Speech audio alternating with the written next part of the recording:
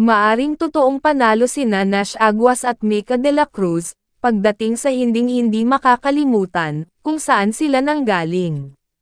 Binisita ng bagong kasal ang studio, kung saan nagtetaping ang bagong season ng Go and Bulilit. Parehong galing din sa nasabing show, sina Nash at Mika at marahil, ang kanilang pag-iibigan ay sadyang namulaklak, mula noong mga panahong iyon. Nakuha ni Nash at Mika ang puso ng napakaraming netizens, dahil ipinakita nila kung ano talaga ang pagmamahal.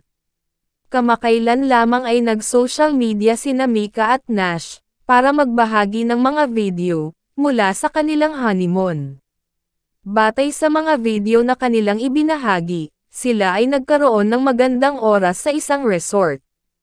Ang bagong kasal ay masaya lang na magkasama, lalo na't mayroon silang isang villa, na may pool na nakaharap sa beachfront.